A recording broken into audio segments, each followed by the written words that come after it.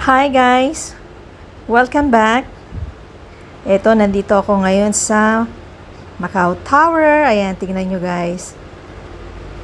At tingnan nyo ang surroundings. Super ganda, maaliwalas, at makulimlim.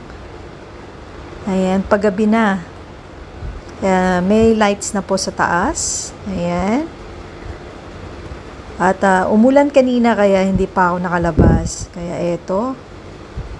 Wala nang ulan. Maaliwalas na ang panahon. Pero paggabi na yan. At nandito ako sa may looban, guys. Yan. Ayun. May restaurant yan sa taas. Yung tinatawag na 360 revolving restaurant.